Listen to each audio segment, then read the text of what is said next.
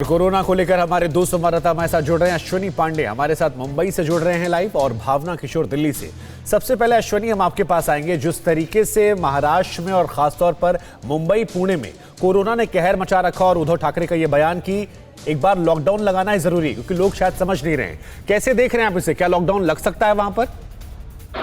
जी देखिए, जिस तरह की बैठक हुई थी 2-3 दिन पहले, जिसमें साफ किया गया था कि जो टास्क फोर्स बनाई गई थी महाराष्ट्र सरकार द्वारा, उस टास्क फोर्स के डॉक्टर्स ने इस बात को सजेस्ट किया कि लॉकडाउन ही अब एकमात्र उपाय दिखाई दे रहा है, क्योंकि जिस तरह से कोरोना का संक्रमण इतनी तेजी से बढ़ रहा है, ऐसे में लॉकडाउन कुछ दिनों के लगाया जाना चाहिए। हालांकि जिस तरह से हमने पहले देखा कि बहुत लंबा लॉकडाउन चला, वो ऐसा लॉकडाउन नहीं होगा, चंद दिनों का लॉकडाउन होगा, ताकि जो उसकी रफ्तार है कोरोना की, उसे जो है कंट्रोल किया जा सके। और यही है कि रोड मैप बनाने के लिए कहा गया कि कैसे जो है इस लॉकडाउन को लागू किया जाएगा ताकि सुचारू रूप से इसे चलाया जा सके। तो ये तमाम क्या ये कंप्लीट लॉकडाउन का जिक्र कर रहे हैं आप? जी बिल्कुल, कंप्लीट लॉकडाउन का जिक्र कर रहा हूं मैं, और इसमें सिर्फ इसेंशियल सर्विसेज जो है चालू रहेंगी, जिसमें मेडिकल है, जो है खाने पीने की जो चीजें, खासतौर पे जो राशन की दुकानें हैं वो चलेंगी। इसके अलावा बाकी सब कुछ बंद रहेगा, जैसा कि नागपुर शहर में पहले से ही लगाया जा चुका है। इसके अलावा नांदेड़ में लगाया जा चुका है। इन जो अलग अलग जिले में इस तरह के लॉकडाउन लगाए गए हैं, वो लॉकडाउन पूरी तरह से पूरे महाराष्ट्र में लगाने की बात की जा रही है। इसके पहले मैं आपको बता दूं कि नाइट कर्फ्यू जो है शुरुआत भी हो चुकी है। 8 बजे से, शाम को 8 बजे से लेकर सुबह 8 बजे तक नाइट कर्फ्यू जो है शुरू किया गया है 2 दिन पहले से ही। तो इस तरह से लॉकडाउन लगाने की जो प्लानिंग है वो पूरी तैयार कर ली गई है।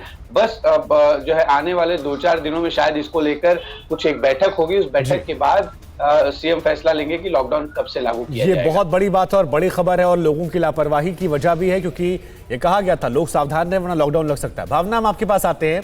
जिस दौरान भावना में अश्विनी से बात कर रहा था, आपके पीछे कई लोग गुजर रहे थे।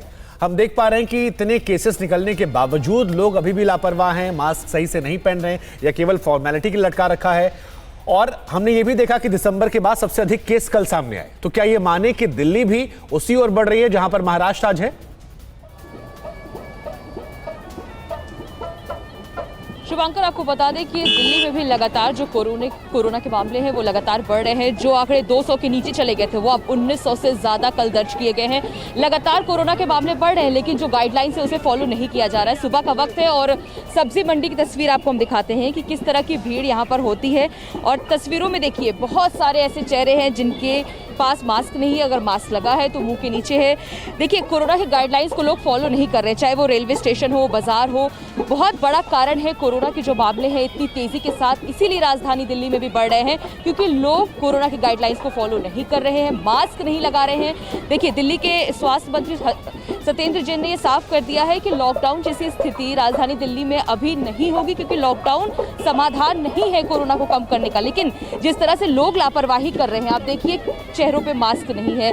सुबह का वक्त है, हजारों की संख्या में जो लोग हैं यहाँ पर आते हैं सब्जी खरीदने अलग अलग जगहों पे। देखिए, जो ग्राहक हैं, विक्रेता हैं, किसी के भी चेहरे पे हम मास्क नहीं लगाए। ये बहुत बड़ी चिंता का विषय है आने वाले समय के लिए। अगर इसी तरह से लोग लापरवाही करते रहेंगे तो कोरोना के मामले राजधानी दिल्ली में और ज्यादा रफ्तार पकड़ेंगे। फिक्र आपकी, सोमवार से शुक्रवार रात 9 बजे सिर्फ TV9 भारतवर्ष पर।